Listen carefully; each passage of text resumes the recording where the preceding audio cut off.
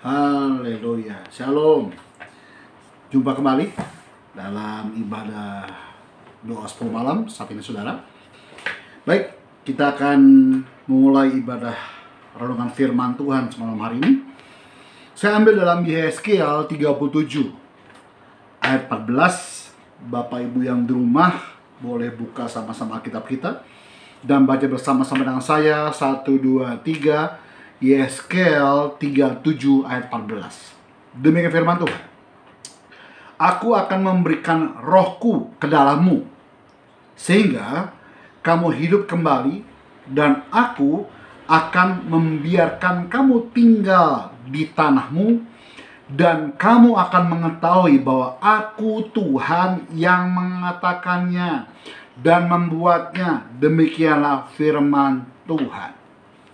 Malam ini, saudara, saya akan membahas tema adalah kamu hidup kembali, saudara. Kenapa saya angkat kamu hidup kembali?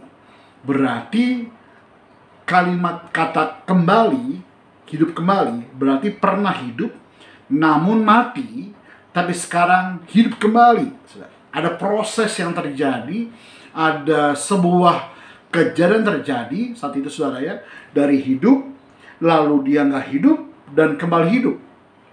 Saudara, kalau saudara lihat pada pasal ini ayat 1:14, bagaimana Yehezkiel ya dibawa Tuhan, dibawa oleh Roh Tuhan, di hadapannya terdapat tulang belulang di sebuah lembah, saudara.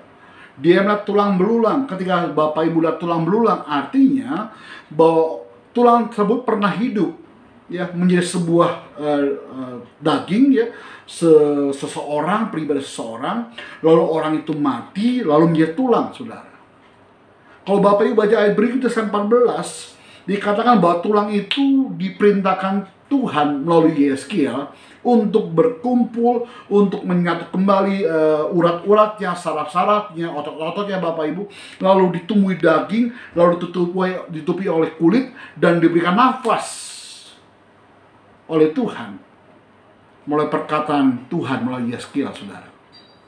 Dari nubuatan Yehezkiel inilah kita bisa tahu bahwa Roh Tuhan inilah yang memberikan kehidupan kepada tulang-tulang tersebut, saudara. Makanya Alkitab pada pasal 37:14 ngomong gini, aku akan memberikan rohku ke dalammu, sehingga kamu hidup kembali, saudara. Saya mengambil kalimat kamu hidup kembali. Bapak Ibu, karya Roh Kudus dalam Alkitab ternyata tidak hanya terdapat di dalam Alkitab Perjanjian Baru saja. Banyak ayat yang mengungkapkan dalam Perjanjian Lama bicara mengenai Roh Tuhan, Roh Allah, dan Roh Kudus tersebut, Bapak Ibu. Yehezkiel 37:18 memberikan sebuah gambaran bahwa Roh Allah telah menguasai Yehezkiel dan menuntun Yehezkiel untuk melihat bagaimana kuasa Allah bekerja dalam kehidupan manusia, saudara. Beberapa waktu yang lalu, kawan saya, seorang hamba Tuhan di sebuah kota di Sulawesi Utara, Bapak, bilang gini, kok saya merasa kosong ya?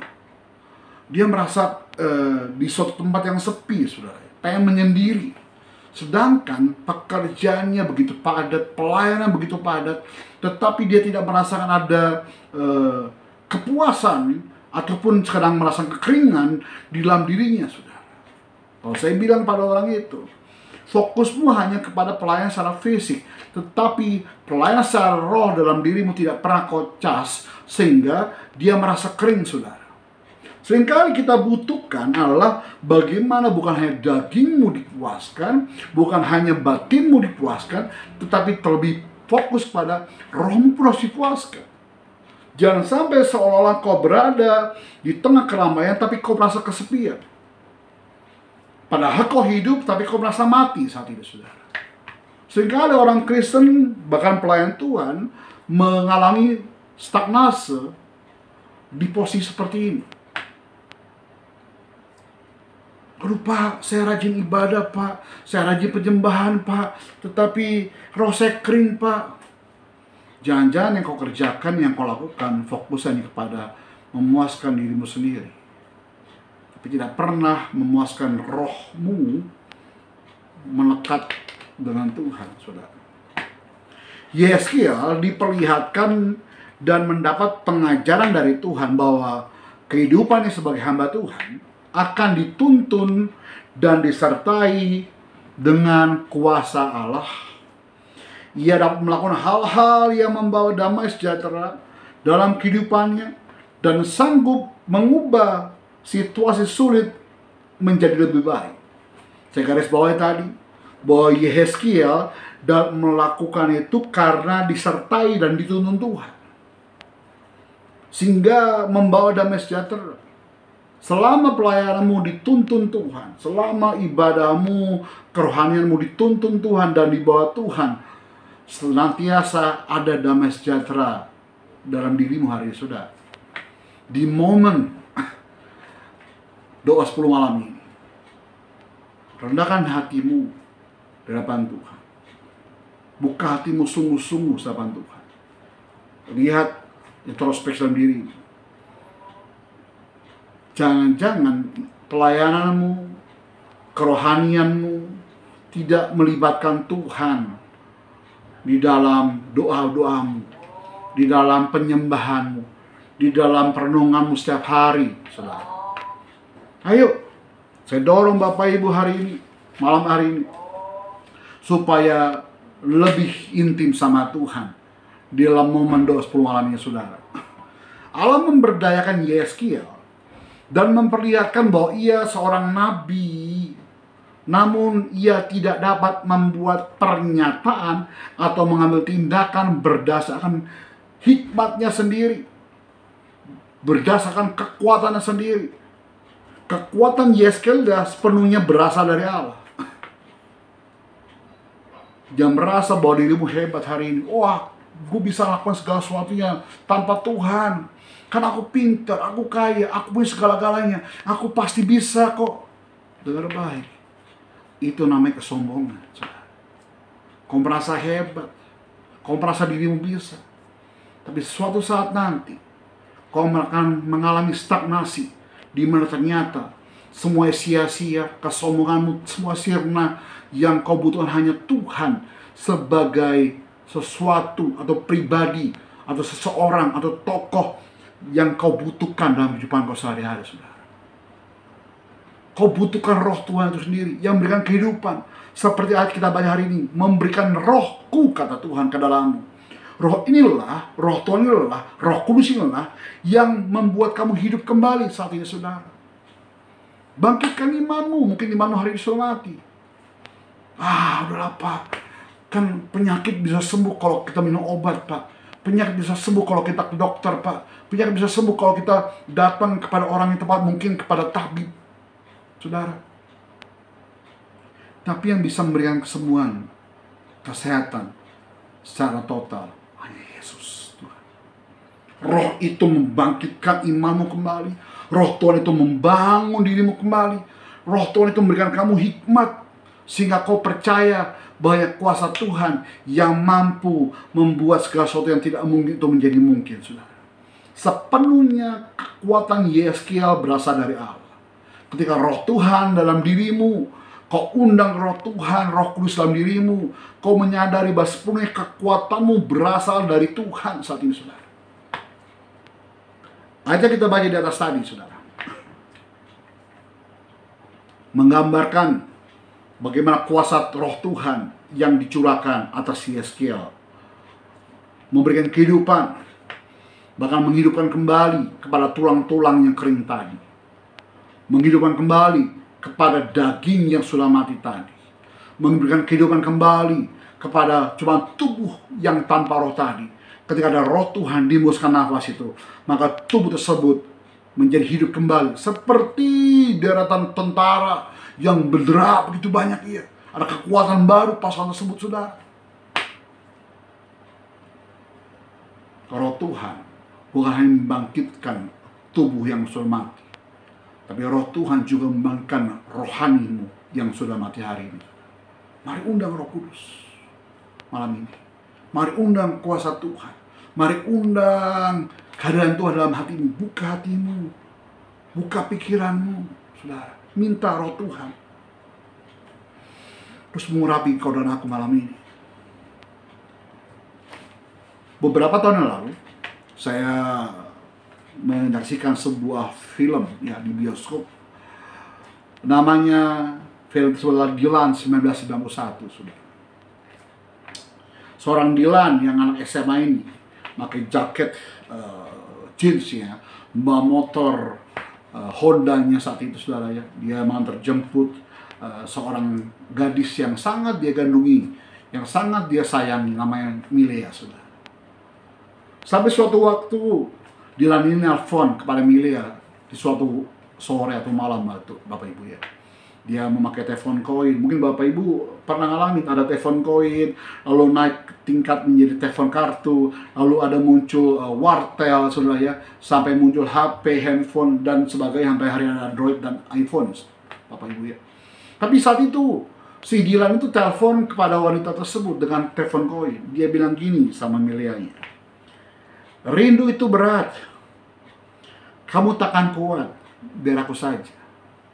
Saya garis bawah lagi, rindu itu berat, kamu gak akan kuat, biar aku saja. Dylan sangat rindu kepada Milea. Ketika perkataan ini, nanti kamu tidur, anggap aja aku sudah mengucapkan selamat tidur ya, di telepon tersebut saudara. Kerinduan Dylan ini sangat besar sekali pada Milea, ingin jumpa, ingin ketemu besok harinya ketika menjemput di rumah, kantor kepala sekolah dan seterusnya Bapak. Seorang pria merindukan kekasihnya. Saya mau gambarkan seorang bapak merindukan anak di luar negeri. Saudara, mungkin anaknya dia kuliah luar negeri, bertahun-tahun nggak pulang. Ketika anaknya pulang, dia sambut anaknya dengan baik, dia peluk anak itu, kadang ingin melampiaskan kerinduannya. Begitu pula seorang ayah sedang merantau bekerja di suatu daerah, saudara ya. Karena berbulan-bulan nggak bisa pulang, karena hanya dapat tiket pesawat 1 tahun, mungkin 2-3 kali dari perusahaannya. Ketika dia pulang, dia rindu, dia dekat, saudara. Mungkin dia telepon setiap hari istrinya, ma, apa kabar ma, bagaimana anak-anaknya ma, bagaimana sekolahnya, dan setiap hari tanya seperti Bapak Ibu. Kenapa? Karena ingin melampiaskan kerinduannya kepada orang yang dia kasihi. Yeskiel sangat merindukan pemulihan saat itu saudara. Yeskiel sangat merindukan pemulihan Israel. Israel sedang mengalami krisis berat saat itu. Dibuang dari negaranya. Mereka bahkan terbuang dari Allah saudara. Bait Allah sebagai identitas Israel dan lambang keadaan Allah sudah dihancurkan dan ditinggal puing-puingnya saja. Umat Israel tercabut dari akar tradisinya. Israel menjadi budak di negeri orang. Krisis itu membuat Israel ibarat tulang-tulang yang kering, saudara, yang berserakan, tanpa kehidupan, tanpa nilai, dan tanpa harap. Yeskiel merindukan ada pemulihan bagi bangsa Israel ini. Dia rindu sekali, saudara. Saya mau gambarkan tadi, seorang ayah yang sangat rindu pada anak-anaknya ketika dia bekerja di luar kota. Seorang ayah akan merindukan anak yang sedang kuliah di luar negeri. Seorang Dylan, laki-laki tadi, kekasih ini, sangat merindukan kekasih yang ingin jumpa setiap hari. Mungkin kok bisa 24 jam dia jumpa dengan kekasihnya, saudara. Namun saat itu, Israel seperti tanpa kehidupan, tanpa nilai, dan tanpa harapan. Jika saat ini Bapak Ibu yang sedang mengalami hal seperti ini, merasa bahwa hidupmu tidak seperti kehidupan normal layaknya orang-orang lain, merasa hampa hidup ini, merasa kering hati ini, roh ini, yang mungkin merasa kau tertolak, kau tidak punya nilai di mata orang lain, mungkin kau terbuang, nggak punya identitas jelas, mungkin kau merasa bahwa kau dibuang orang tuamu, karena kau anak yang tidak diharapkan oleh orang tua waktu masuk baru lahir, sudah. Mungkin kau tertolak dengan keluargamu, lingkunganmu, bahkan gerejamu, sudah. Mungkin saat ini kau nggak punya harapan untuk kehidupan. Mungkin sakitmu nggak ada obatnya lagi. Dokter angkat tangan, no hope. Iman mulai goyah hari ini. Dengar baik. Minta roh Tuhan masuk dalam hatimu hidupmu saat ini. Yang kau lakukan cuma satu yang kau minta. Buka hatimu. Undang dia. Di momen doa 10 malam ini, saya dorong Bapak Ibu sebagai hamba Tuhan. Ayo. Undang dia. Undang dia masuk dalam hati. Minta roh itu, roh Tuhan itu, roh kudus itu menghidupkan kembali imanmu, rohmu, dirimu sama Tuhan hari. Nama Yeskiel, Allah menguatkan. Nama Yeskiel, Allah yang berkuasa. Kebangkitan Israel dimulai dengan kekuasaan Tuhan atas Yeskiel. Kebangkitan dirimu dimulai ketika Tuhan berkuasa atas dirimu sepenuhnya. Dan roh Tuhan menuntun Yeskiel dan ditempatkan di tengah-tengah lembah yang penuh tulang belulang.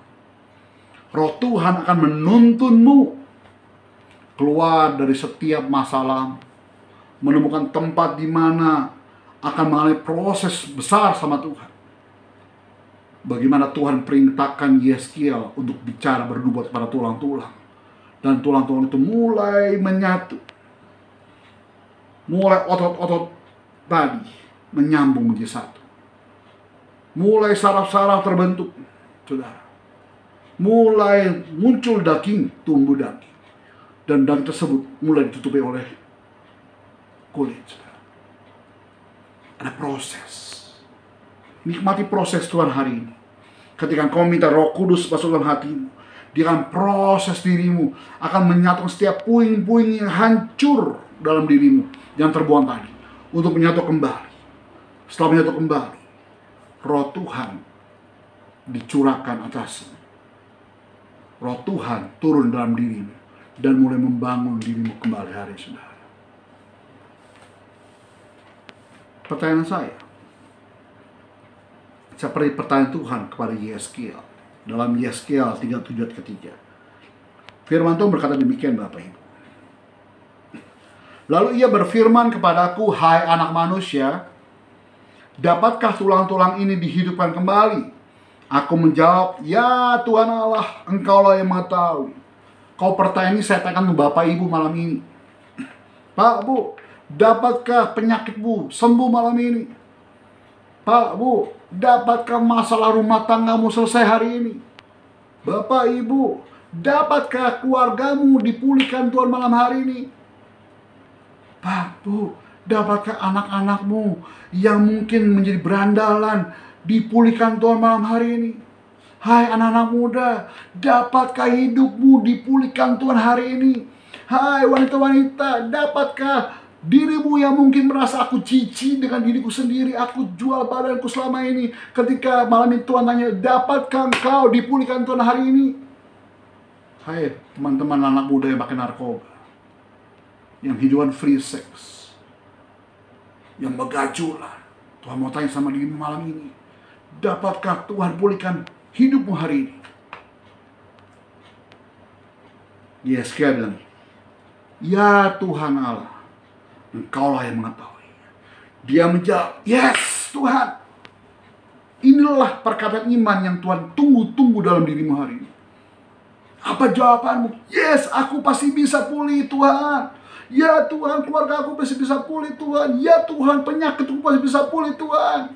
Karena Engkau yang mengetahui itu semuanya. Perkataan iman inilah yang Tuhan tunggu untuk memulai pemulihan dalam dirimu saat ini, saudara. Yeskiel menyadari bahwa tidak ada yang mustahil bagi Allah yang hidup. Amin. Saudara harus menyadari bahwa tidak ada yang tidak mungkin, bahwa tidak ada yang mustahil bagi Tuhan Yesus malam ini. Bahwa tidak ada yang mustahil ketika Roh Tuhan bekerja sebebas-bebasnya atas dirimu hari ini. Yeskel melakukan seperti apa yang Tuhan katakan. Bukan hanya mendengar hari ini. Firman ini kau dengar mungkin hari ini. Tapi maukah kau melakukannya seperti apa yang Tuhan katakan? Ada action dalam diri kita juga. Bukan hanya menerima, tapi ada respon untuk beraksi, reaksi untuk melakukannya. Sehingga respon itulah yang membuat tulang-tulang tersebut ada tindak iman yang dilakukan oleh Yeskel. Tindakan iman saudara lah yang mulai membuat langkah pertama sehingga setiap kehidupan kau dibangun imannya, dirimu, hubunganmu dengan Tuhan menjadi baru saat ini, saudara. Lalu Tuhan memberitakan Yeskel memanggil nafas dari 4 penjuru mata angin supaya datang dan mengembuskan kehidupan ke dalam tubuh-tubuh yang terbunuh itu. Lalu Tuhan perintahkan rohnya, setiap penjuru mata angin, bahasa saya yang saya kutip dari Alkitab ini, memberikan kehidupan ke dalam rohmu yang mati, kepada penyakitmu untuk disembuhkan Tuhan, untuk setiap imanmu dibangkitkan Tuhan kembali. Dan nafas tersebut masuk ke dalam tubuh itu dan mulai hidup kembali. Dan roh Tuhan itu masuk dalam hatimu, dalam tubuhmu, dalam kehidupan engkau, dalam rohmu, dalam jiwamu, dalam pikiranmu, dan membuat kau hidup kembali hari ini. Dan membuat seperti yang Alkitab katakan, menjejakkan kakinya laksana suatu pasukan yang sangat besar jumlahnya. Lalu kau mulai bangkit, kau percaya bahwa kau sudah dipulihkan Tuhan saat malam hari ini, saudara. Kisah Yeskel ini menunjukkan bahwa ada kekuatan dan kuasa dalam firman dan roh Tuhan dalam kisah Yeskel yang saya bagikan untuk Bapak Ibu malam hari ini. Ketika engkau menerima kuasa dan roh Tuhan, ada pemulihan kekuatan daripada Tuhan yang sedang bekerja atas semua hari saudara. Apa yang rusak total berubah menjadi baru. Pemulihan terjadi atas bangsa Israel. Roh Tuhan bekerja memberikan semangat, saudara, dan pengharapan serta memulihkan krisis. Pesan ini, Bapak Ibu, saya bicara untuk Bapak Ibu yang merasa bahwa aku sudah jauh dari Tuhan, nggak ada pengharapan lagi. Ingat baik, total berubah menjadi baru karena roh Tuhan. Roh Kudus memberikan pemulihan atas dirimu. Roh Kudus bekerja memberikan semangat untuk dirimu.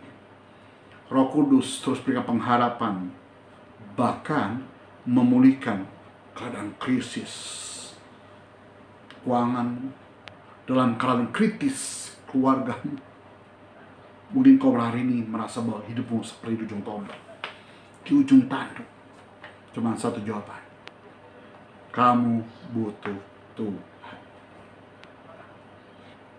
Yang mau butuh Tuhan, yang mau ada pengurapan Tuhan, yang mau pemulihan pada Tuhan, yuk buka hatimu, undang dia, dan percayalah pemulihan Tuhan pasti terjadi mulai saat ini.